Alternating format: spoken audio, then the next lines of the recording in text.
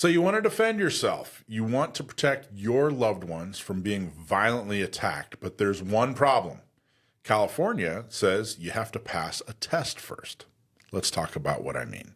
So AB 1187, it's being introduced. It's a bill right now that will eventually be voted on, probably, and it's going to force Californians to pass a test and pay a fee before you can exercise your fundamental right to keep and bear arms, basically your fundamental right to self-defense.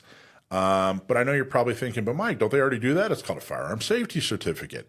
Yes, but what they're doing is much, much worse. You know, the Firearms Safety Certificate, basically you pass a written test and then boom, you can purchase a firearm, and it's really it's a hassle, but I've never heard of anybody. It doesn't really prevent people from purchasing a firearm. It just educates them a little bit beforehand. So has it really been an infringement on your Second Amendment? Well, I think it's debatable. What's not debatable is AB 1187, and the changes that they're making is definitely an infringement on your Second Amendment rights. Yes. It was introduced by former San Fernando City Council member and current Assembly Democrat. Her name's Celeste Rodriguez. And I just like to point that out, that she started out on a city council. So this could have been prevented with a little bit of effort, at a local level, which is exactly what San Diego County Gun Owners and Orange County Gun Owners and Inland Empire Gun Owners tries to do. It completely rewrites what an FSC, a Firearms Safety Certificate, is, and it amps it way up. There are new requirements, there's new training, there's new fees. So what exactly, we want to get into talk about exactly some of the details here. So who does this actually apply to? Well, it's going to apply to anybody who moves into California. So if you're moving into California for whatever reason, maybe you're getting stationed here in the military, maybe you've just taken a job here in the civilian world, whatever. If you're moving to California and you're bringing a gun, you have 60 days from the time you actually enter California to do all these requirements to get this brand new card. Which, by the way, you have 60 days because you only have 60 days to register all your guns. When you get to California, a lot of people don't realize this. If you're bringing guns into California, California state law says that you only have 60 days to register them all. So that's why you have to have this. It'll be this new amped up card. It hasn't passed yet. This bill hasn't passed yet, but this new amped up firearm safety cert with all these new requirements. It also applies to anybody buying a gun. So even if you already own 10 guns and you're going to go buy a new gun, you're going to have to go through these hoops, jump through these hoops, and do all the things that are required, which we'll talk about in just a minute. And that is whether you're buying from a dealer or you're doing a private party transfer. It doesn't matter. If you're purchasing a firearm, you're going to have to go through all this.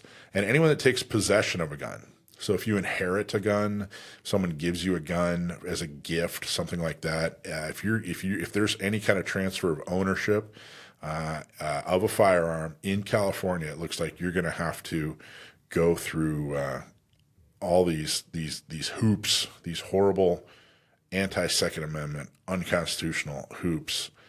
So let's talk about exactly what is required. Dakota, have you read this? Did you look into this? Yeah, I did. It's very far-reaching. Essentially, they're saying that the new FSC would require an 8-hour training course with at least 1 hour of shooting. Yep. So 8-hour course. So this is just to purchase a gun or to just take possession of a gun. I want to emphasize, you're not getting your CCW. We're not talking about that. So just to get a gun, it's an 8-hour course that would require live fire. By the way, if passed, this will take effect July 1st, 2027. It hasn't passed yet, but if passed, that's when it'll actually take effect. That's actually a longer amount of shooting than you have to for your CCW right now. 1 hour is not the requirement for the CCW. For the CCW, it's 100 rounds. That's the minimum requirement. You can do that in under an hour. Yeah. So this is more stringent than the current CCW That carry rules. permit. Don't say that too loud. You might give them some ideas about the training shall include, so they actually spell out exactly what you have to learn in this training. Federal and state laws related to possession, transportation, and storage of firearms, the importance of secure storage to prevent unauthorized access and use of firearms, safe firearm handling, and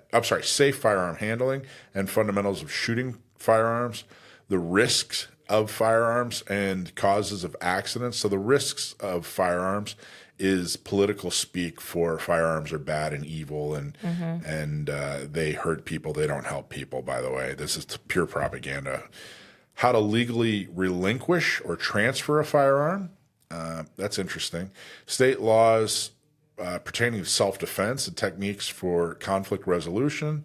And then they also have a section on mental health, suicide prevention, and domestic violence issues associated with firearms and firearms violence.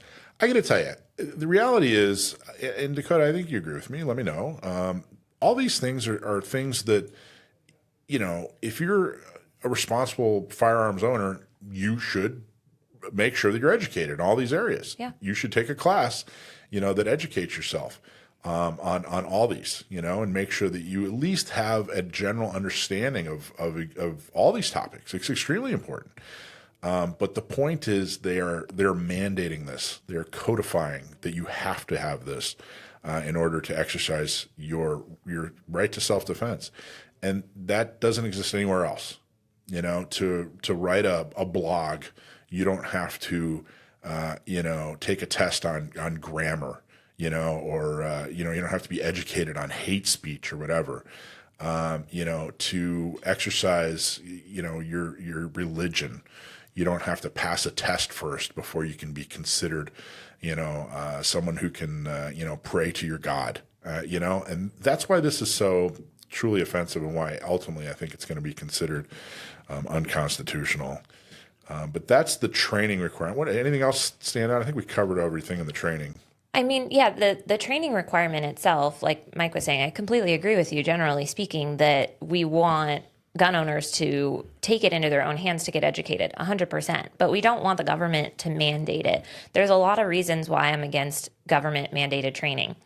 But just to name a couple quickly, one is it's basically putting a price tag on your rights, right? This class is not going to be free. The government is not going to subsidize this class. This is going to be a class you have to pay for at an FFL or at a shooting range to take. And we are assuming that not everybody, I think I can confidently say that not everybody has the extra $200 or $300 or whatever this class is going to take when they're buying their first firearm. Or if you're not even planning on using a firearm, but you're inheriting one, or your husband gives you one as a gift or whatnot, you want to be able to decide when you want to train. You don't want to be forced into that, to get pressed into training as soon as you come into possession of it. So I'm against it for a lot of reasons, but the financial aspect should not be overlooked here. This is going to directly impact people who are in lower socioeconomic status areas that don't have the time that they can take off of work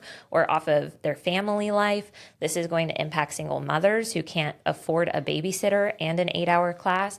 So for lots of reasons, I'm against it, but that's one that just really stands out to me. This is going to directly impact the people who need firearms and protection of the protection that firearms bring us in our homes the most. Yeah, there's no way you're getting through a class. Like, this is hundreds of dollars. Yeah. This is hundreds of dollars, on top of the 11% tax that you paid for your firearm.